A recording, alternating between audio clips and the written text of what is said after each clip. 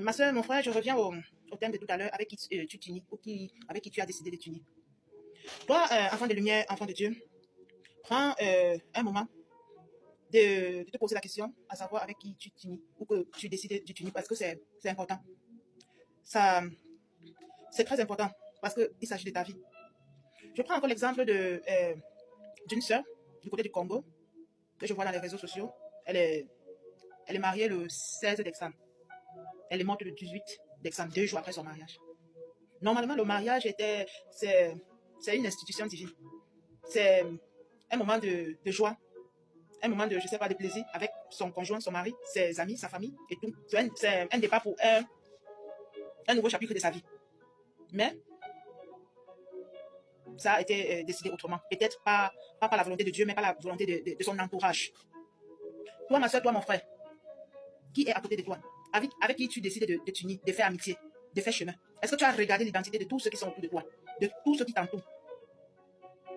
Enfant de Dieu, enfant de lumière, tu as le devoir, c'est de ton devoir de regarder tous ceux avec qui tu décides de t'unir, toute personne qui entre dans ta vie, que ce soit en amitié, que ce soit dans n'importe quel cadre. Ton mari même, lui, tu dois regarder son identité spirituelle quand vous êtes encore dans la phase de fiançailles. On a vu des mariages ici, sur les réseaux, parce que ça vient toujours nous trouver sur les réseaux sociaux. Tu es marié à ton homme. Après quelques années, vous avez fait des enfants et tout. C'est pas moi qui dis, on a tous vu dans les réseaux sociaux. Parfois, c'est le même homme qui se met soit à sacrifier des enfants, ou soit encore excusez-moi du terme, à coucher avec tes propres enfants, donc ses enfants aussi. Qui est cette personne que tu décides à faire entrer dans ta vie, à t'unir avec lui? Ça peut être quelqu'un qui est dans les loges. Oui, ton mari peut être une personne compliquée. Un fils du serpent Léviathan que tu ne connais pas. Est-ce que tu as cherché à vérifier son identité? De même toi, mon frère, la femme que tu t'apprêtes à épouser, est-ce que tu as regardé d'où elle vient, qui elle est, son identité cachée? Est-ce que tu as regardé juste à l'apparence, sa beauté? Est-ce que tu as juste regardé comme elle est belle, elle est élégante, elle s'habille bien, elle s'exprime bien, elle met des mèches brésiliennes? Tu as regardé juste à l'artifice, côté spirituel, tu as négligé. Qui est cette femme que tu t'apprêtes à vouloir épouser? Hormis du physique, est-ce que tu la connais intérieurement? Tu connais les origines de sa famille? Tu connais qui elle est réellement? N'attends pas à t'engager et aller plus loin, faire des enfants, et quelques années plus tard, tu commences à regretter, tu commences à pleurer. Peut-être parce que tu n'as pas pris le temps de mettre tes genoux au sol et demander à Dieu qui est cette femme, qui est cet homme que je m'apprête à vouloir épouser. Prends le temps il s'agit de ta vie, tu ne dois pas prendre à la légère. Toute personne qui franchit ta vie, si tu te reconnais enfant de lumière, parce que le diable est tellement après les enfants de lumière, pour les faire tomber, pour les faire pleurer, pour les faire regretter de cette vie. Alors que Dieu, il veut ton bonheur. Il dit dans sa parole qu'il a fait des projets de paix et de bonheur pour toi. Pourquoi tu dois passer cette vie dans le regret? Pourquoi tu dois passer cette vie dans, je ne sais pas, en train de pleurer? Tu connais l'identité de cette personne que tu décides à vouloir t'unir avec. Tu connais son identité. Mets tes genoux au sol, mon frère. Ma soeur, mets tes genoux au sol. Demande à Dieu de te montrer qui est cette personne que tu es en train de vouloir décider de t'unir pour ne pas pleurer demain. Il y a des choses que nous négligeons, ça nous rattrape plus tard. Demain, tu seras le premier à pleurer. Que ta femme, elle couche peut-être avec peut-être tout le quartier, ton frère même. Il y a des femmes qui font ça. Dans ton dos, elle couche même avec ton père, elle s'en fout. Elle fait même la sorcellerie, il y a des femmes sorcières.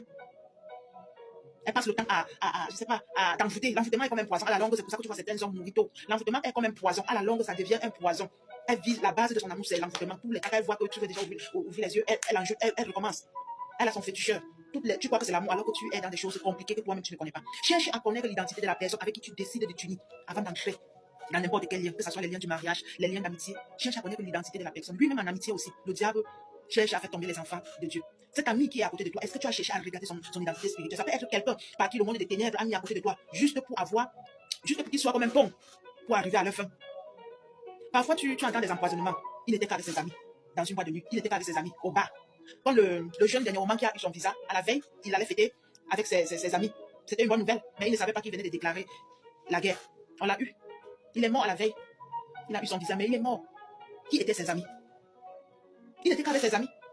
On lui a donné son visa, il est allé fêter avec ses amis, une manière de célébrer avec sa joie. Mais on l'a empoisonné. Ce ne sont pas les gens d'ailleurs qui l'ont empoisonné, puisqu'il était en train de célébrer avec ses amis. Ce sont son propre entourage qui a décidé de finir avec lui.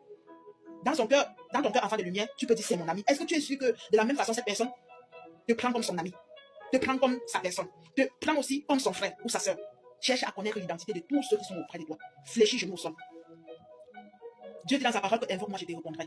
Tu fléchis les genoux, tu demandes à Dieu que cette personne que je m'apprête à me marier, c'est qui? Ne néglige pas les détails de ta vie, il s'agit de ta vie.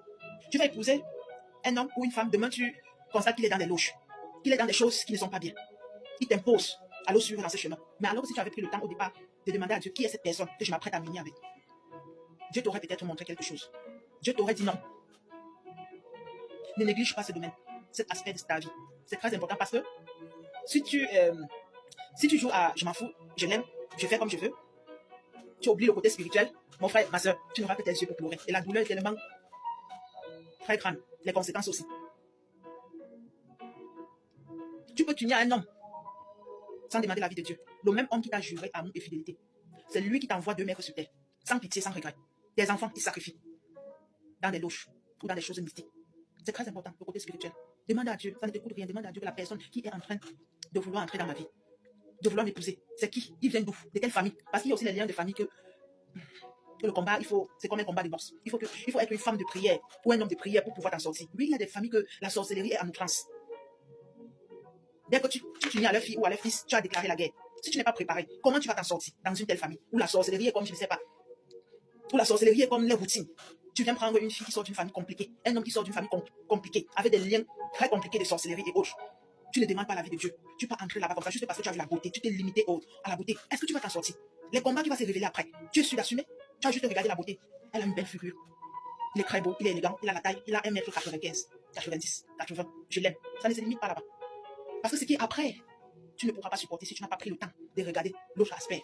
La beauté physique, c'est vrai, ça compte aussi et beaucoup. Mais le côté spirituel, c'est aussi quelque chose. Parce que si tu fais entrer une mauvaise personne dans ta vie, tu aurais gâté ta vie. Tu ne pourras pas t'en sortir. Il y a des femmes qui ne vivent que sur fétiche. Elles ne connaissent pas comment vivre sans fétiche. Tu vas t'en sortir comment avec de telles personnes? Il y a des hommes aussi, de nos jours qui fétichent, qui ne vivent qu'à la base des fétiches et des marabouts. Si tu n'es pas une personne de prière, comment tu vas t'en sortir? Un homme qu'on passe le temps à lui donner du charme, il n'a pas longue vie. C'est pas possible. Parce que le charme à la fin, c'est le poison. Mon frère, ma soeur, que de te mettre dans des choses compliquées. Prends le temps, ne regarde pas seulement l'aspect physique. Regarde aussi l'aspect spirituel de la personne pour être tranquille. Une femme de prière, c'est très important. Elle pourra te protéger tes enfants, s'élever et combattre pour toi avec l'aide de l'Éternel. Ne regarde pas seulement l'aspect beauté physique. Regarde aussi celle qui peut garder ta maison. Dieu dit dans sa parole que la femme sage bâtit sa maison. Oui, celle qui peut fléchir les genoux, crier à Dieu pour que Dieu garde son mari en vie, pour que Dieu garde son mari en santé, pour que Dieu garde sa femme en vie, pour que Dieu garde sa femme en santé. C'est important. Le diable est rusé. Si tu es enfant de lumière et tu as fait l'erreur de négliger cet aspect et le diable t'a mis en connexion avec l'un de ses fils, du serpent Léviathan. Ils ont le corps humain, mais spirituellement, si tu as des yeux pour voir, ce sont des serpents Léviathan, sans pitié. Quand tu vois tout ce qui se passe sur les réseaux sociaux là, les hommes qui tuent les femmes qui tuent les hommes, sans pitié, sans foi, quelqu'un que tu as dit je t'aimerai toute ma vie. Ça ne vous dit rien que c'était le destin caché du serpent Léviathan. Ça ne vous dit rien. Il s'agit de ta vie. Prends ta vie au sérieux. Que chaque aspect de ta vie soit contrôlé par le Dieu des armées. Fléchis genoux, même en amitié. Demande qui est cette personne. Elle vient dans ma vie pourquoi? Il vient dans ma vie pourquoi?